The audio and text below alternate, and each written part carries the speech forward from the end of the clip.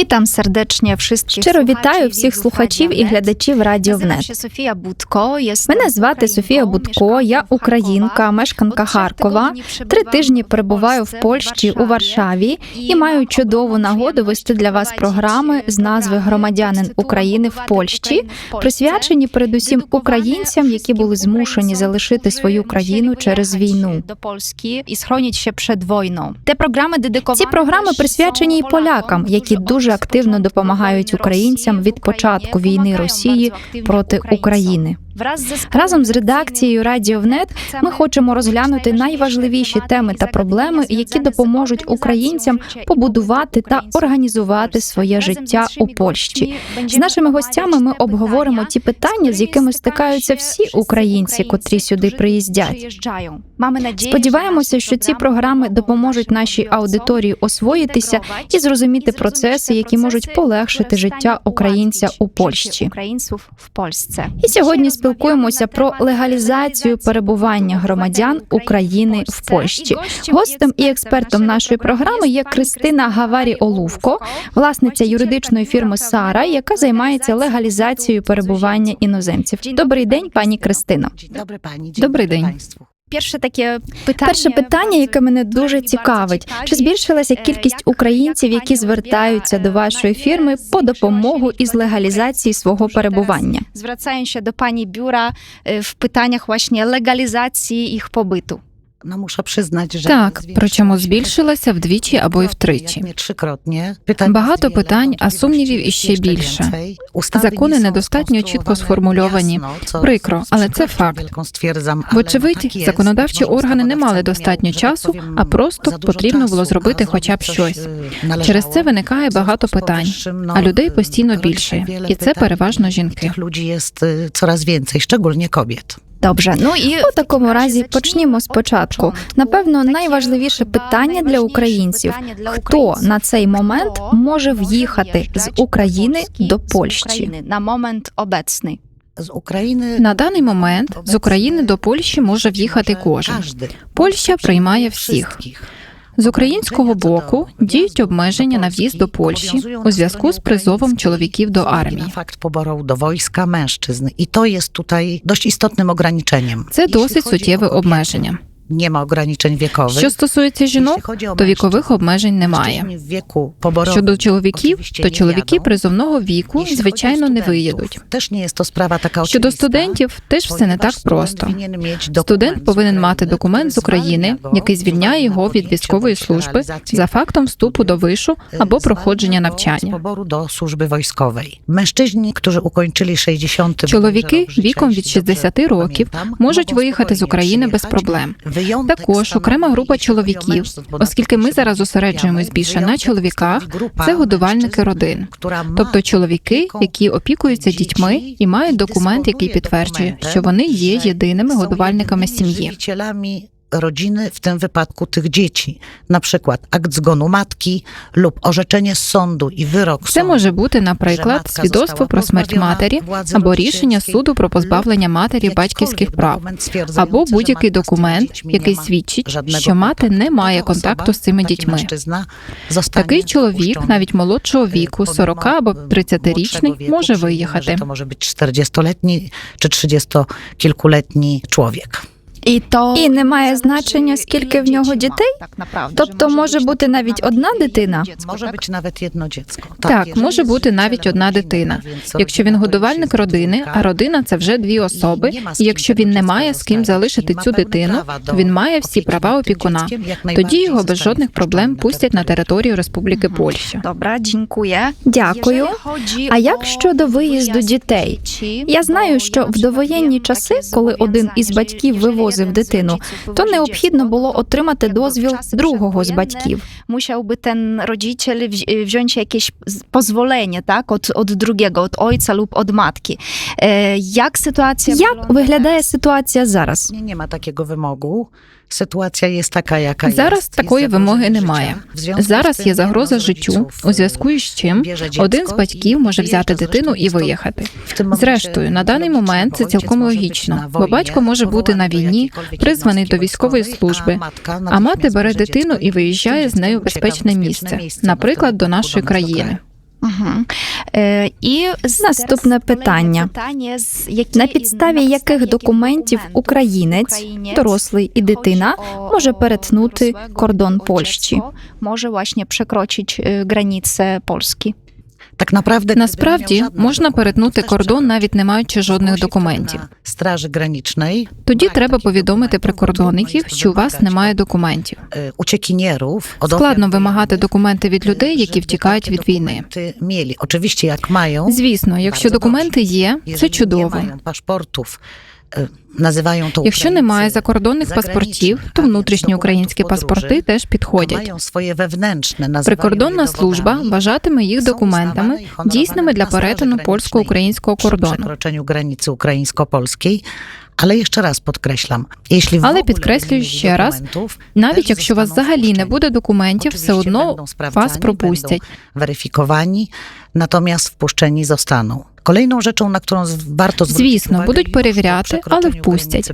Ще одна річ, на яку варто звернути увагу при перетині польського кордону, у випадку, якщо ви маєте лише внутрішній паспорт, а закордонного не маєте, то з цим внутрішнім паспортом можна перебувати на території Польщі. Теж доводом українським і zostaniemy również później wypuszczeni.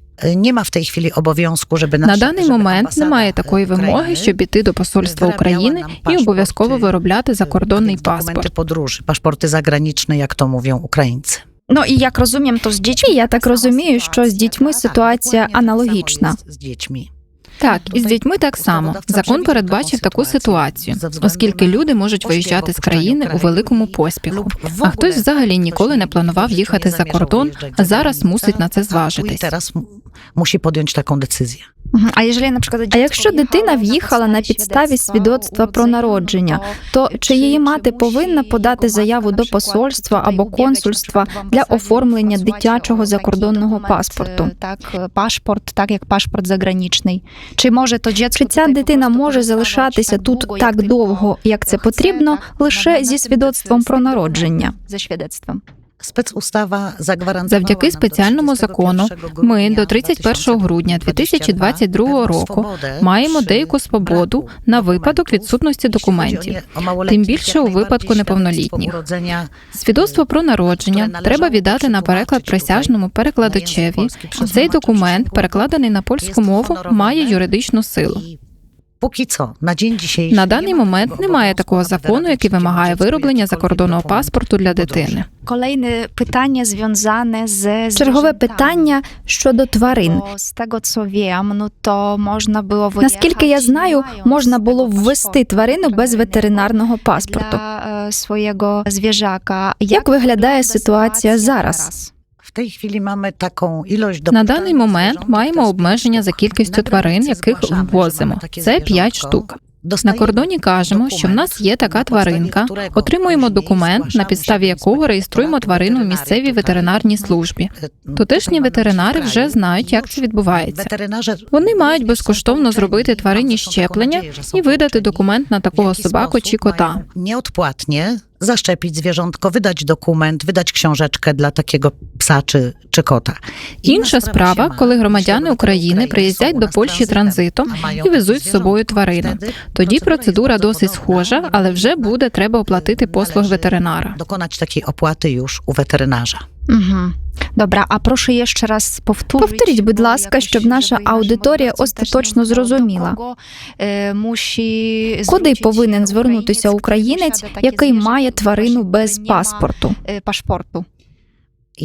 Якщо громадянин України не дуже орієнтується, що і де знаходиться, і для нього все нове, найкраще піти до найближчого ветеринара. Він вам підкаже, де знаходиться відповідний відділ ветеринарної служби, в якому надають допомогу безкоштовно. Nieodpłatną oczywiście. Головна ветеринарна інспекція має відділи на місцях. Inspektorat weterynaryjny, ale również są jakby podzielone na obszary. Тобто треба просто знайти в інтернеті або в когось запитати. Najbliższy weterynarz, tak. Jadę z takim pieskiem, mówię, że jestem z Ukrainy, pokazuję. Так, берете тварину, йдете до найближчого ветеринара, кажете, що ви з України, і показуєте будь-який документ, який підтверджує перетин кордону після 24 лютого. Wtedy weterynarz nie tylko І тоді może, ветеринар ma зобов'язаний obowiązek скерувати pokierować власника takiego тварини właściciela до ze відділу zwierzątkiem, ветінспекції lub або ж sam сам надасть dokonuje необхідну odpłatnie допомогу czynności, безкоштовно. które należałoby wykonać. І я ще тут так може Ще раз зроблю акцент. Українець, який ввіз тварину без ветеринарного паспорта, зобов'язаний її зареєструвати. Чи то їде далі, чи лишається тут, у Польщі, так чи інакше він має піти до ветеринара, зробити всі щеплення, якщо це потрібно, і отримати відповідний документ. І так далі, і якийсь документ. Так, як найbardziej. Так, звісно. Впродовж певного часу на польсько-українському кордоні не можна було реєструвати тварин. Зараз цей реєстр знову працює. В tej chwili ruszył z powrotem ten rejestr. Якщо у вас є український ветеринарний паспорт на вашу тварину, то справа ще простіша. No jeśli nie mamy, oczywiście, książeczki zdrowia naszego pupila z Ukrainy, bo jeśli ją mamy, no to sprawa jest dużo prostsza. Rejestrujemy na tej. Тоді перекладайте Tłumaczymy його на oczywiście польську język мову і polski. пізніше просто доробляєте Później щеплення, які po prostu необхідно uzupełniamy зробити. te szczepienia, które potrzebujemy, których nie było. Natomiast jeśli nie Якщо mamy ж жодних nic, документів на тварину немає, то таку тварину реєструє прикордонна служба, і з цією реєстрацією, тобто такою маленькою карткою, яку вам видасть прикордонна служба, ви можете звертатись до найближчого ветеринара. А є ще кручутке питання, бо пані powiedziała o tym, że potrzebne... Ще маленьке питання. Ви сказали, що потрібно зробити переклад українського ветеринарного паспорта. Це має бути завірений переклад чи достатньо звичайного? Wszystkie tłumaczenia winny być tłumaczone. Всі переклади має робити присяжний перекладач. Я знаю, що зараз багато хто з перекладачів не бере оплату за свої послуги. Тобто надає такі послуги безкоштовно людям, які виїхали після 24 лютого. i dalej. Тож тут громадянам України теж не потрібно переживати, звідки взяти гроші на ті чи інші видатки. Кошти з тієї сторони, бо naprawdę wiele Зараз є дійсно багато закладів, які не лише надають цільову допомогу, а й просто хочуть підтримати людей. І так само хочуть допомогти їхнім тваринкам. А чи могли б пані для наших Чи могли б ви порадити нашій аудиторії якісь фірми або сайти? Я, наприклад, не знаю, де можна зробити такий завірений переклад, з чого почати, де знайти перекладача. Можливо, є якісь бюро перекладу? Може, існує якісь такі бюра теж тлумаченьове? Są oczywiście agencje. Звісно, є. І бюро перекладів. Пишете в Гуглі «Перекладач української мови», «Тлумач язика українського». Не хочу робити рекламу, але якісні і недорогі послуги перекладача можна отримати за адресою вулиця Маршалковська, 2. Це бюро знаходиться навпроти Мазовецького воєвудського управління у Варшаві, а саме навпроти міграційної служби, Вичав до справ цудзожемців, яка знаходиться за адресою вулиця Маршалковська, 3/5 у Варшаві. Є ще Фейсбук, де також є величезна кількість оголошень від перекладачів і нотаріусів, які безоплатно допомагають із перекладами документів і з їхнім нотаріальним завіренням.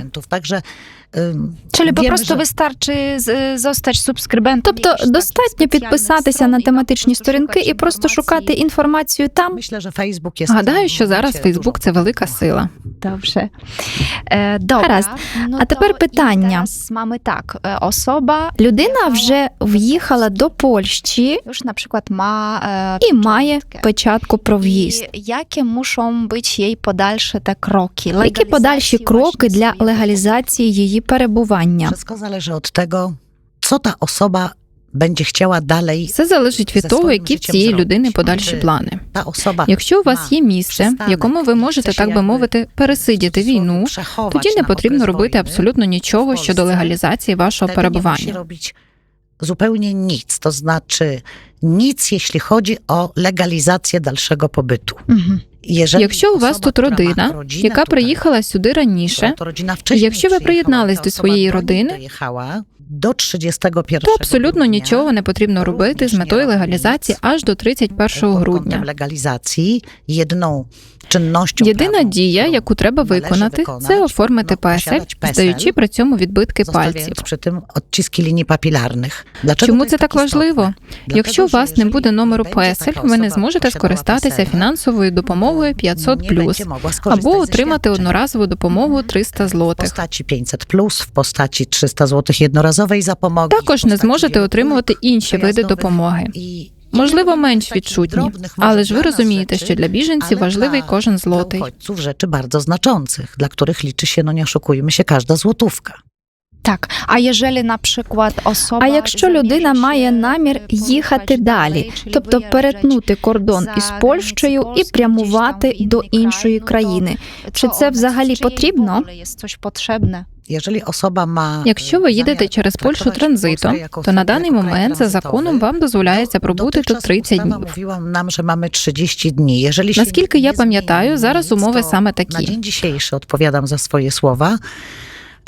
У вас є 30 днів від моменту в'їзду, щоб зареєструватися, скажімо, в Італії, Франції або Німеччині. Чи we Francji lub w Niemczech. Тоді Польща не робить нічого, не реєструє вас. Ви реєструєтесь в тій країні, до якої ви хочете виїхати на період війни.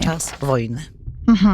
Ну і Власне, дуже цікава тема щодо отримання цього номеру песель. Це щось нове для українців, і я з власного досвіду можу це сказати.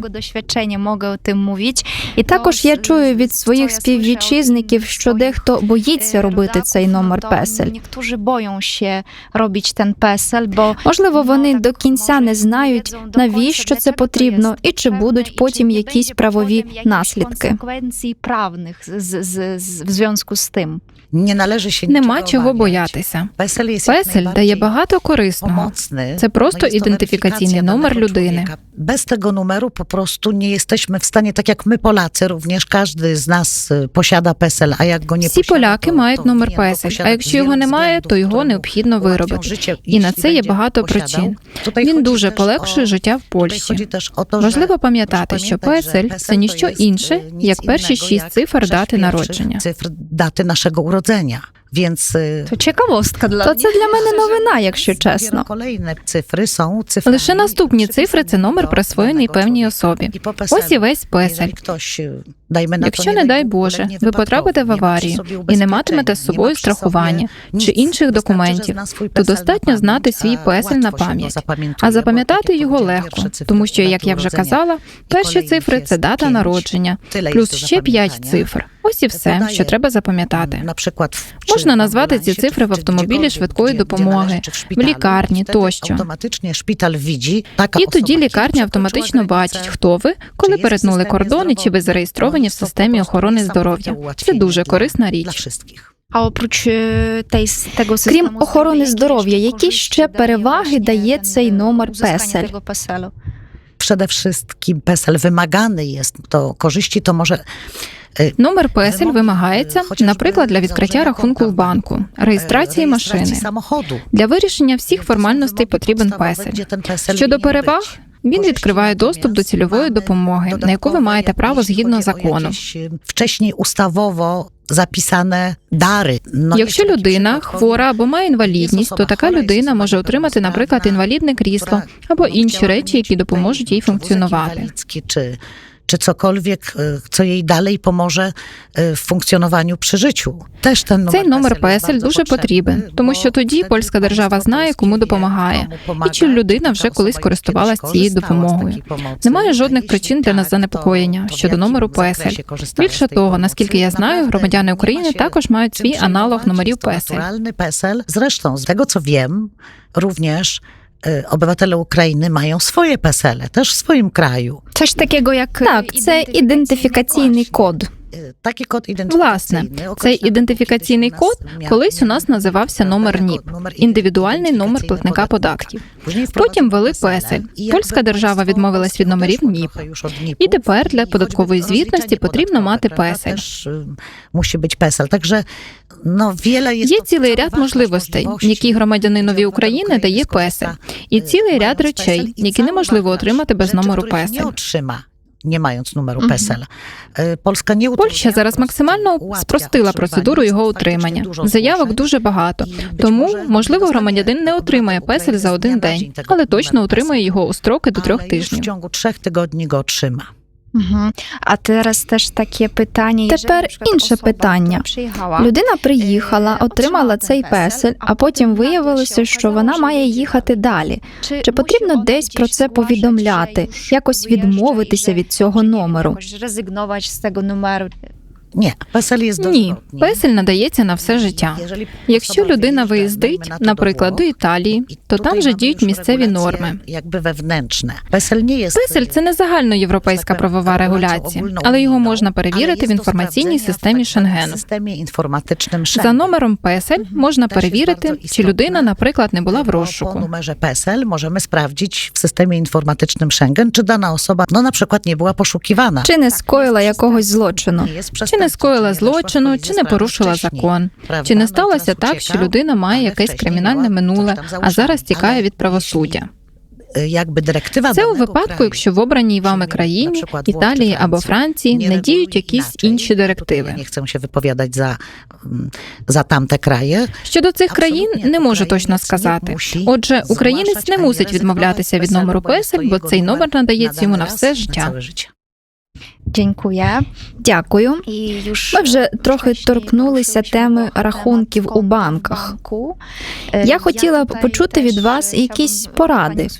Як оформити? Що треба мати, щоб відкрити рахунок у банку?